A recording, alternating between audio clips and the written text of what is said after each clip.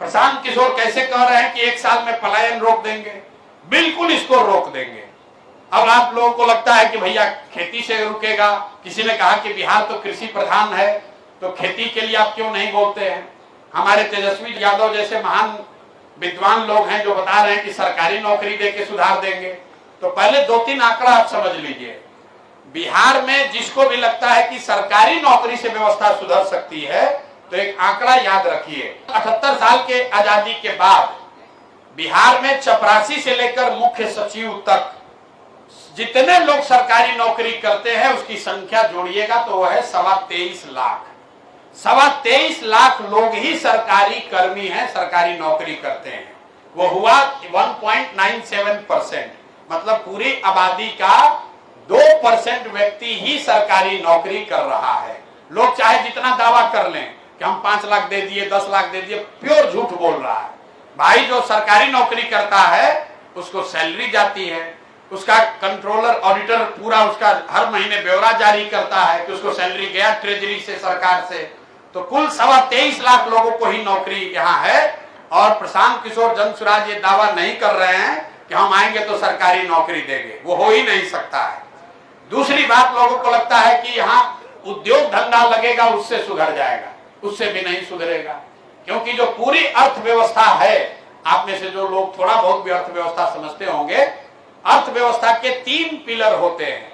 एक है कृषि, एक है उद्योग और एक है सर्विस सेक्टर। ये जो पूरा होटल है, विवाह भवन है, गाड़ी है, रेस्टोरेंट है, जितने तरह की आप सर्विस देखते हैं, सॉफ्टवेयर है, ये सारा। तो अभी पूरा देश का इकोनॉमी देखिएगा तो मैन्युफैक्चरिंग मतलब उद्योग और कृषि दोनों मिलाकर 35% ही होता है और 65% है सर्विस सेक्टर। तो सबसे ज्यादा नौकरी रोजगार की संभावना सर्विस सेक्टर में है।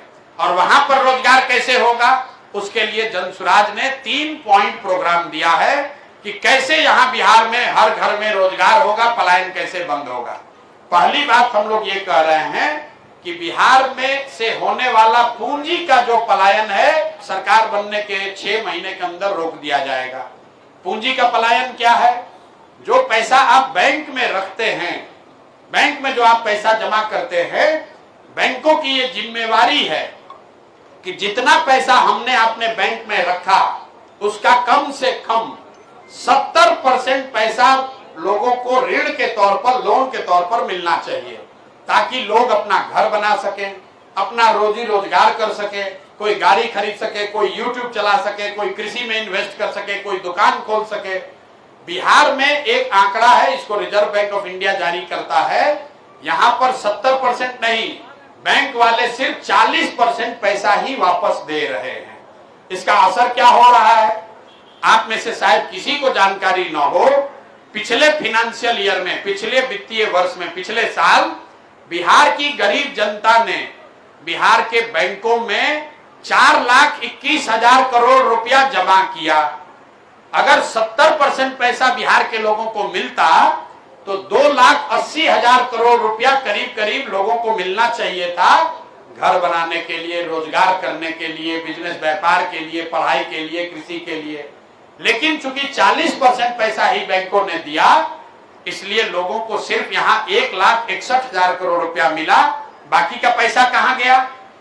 बाकी का पैसा बैंकों ने, state bank of India, HDFC, जितना ये बैंक देखते हैं, इन बैंकों ने बिहार से ये पैसा भेज दिया गुजरात में, तमिलनाडु में, आंध्र प्रदेश में, तेलंगाना में, केरल में, जहां पर उद्योग धंधे लग रहे हैं, जहां पर रोजगार हो रहा है, जहां पर बिहार के बच्चे जाकर मजदूरी कर रहे हैं।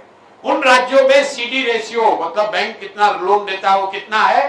90, 95, 100, 105।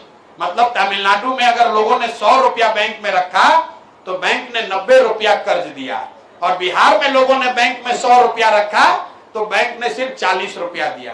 1990 से लेकर पिछले साल तक 26 लाख करोड़ रुपया, 26 लाख करोड़ रुपया बैंकों ने यहां से पलायन करा दिया दूसरे राज्यों में। 26 लाख करोड़ रुपया, आप समझिए, अगर 26 लाख करोड़ रुपया बिहार के लोगों को उपलब्ध होता तो कितने ज्यादा लोगों ने रोजी रोजगार किया होता, उनको घर बड़ा बनाया होता, गाड़ी ज्यादा खरीदी होती। तो आप ऐसे समझिए कि आप लोग ज्यादातर लोग आए होंगे गाड़ी से या मोटरसाइकिल से। ज्यादातर लोगों ने मोटरसाइकिल और गाड़ी खरीदने के लिए बैंक से कर्ज लिया है, इंस्टॉलमेंट आप देते हैं जिसको कहते हैं ईएमआई। अगर बैंक से आपको गाड़ी और मोटरसाइकिल खरीदने का पैसा न मिले कर्ज के तौर पर, तो 10 में 8 आदमी गाड़ी मोटरसाइकिल नहीं खरीद पाएगा। लेकिन अगर ये कर्ज उपलब्ध हो तो आप बहुत बड़ी संख्या में और काम कर सकते हैं। तो जन सुराज का पहला काम यह है कि बिहार से पूंजी का पलायन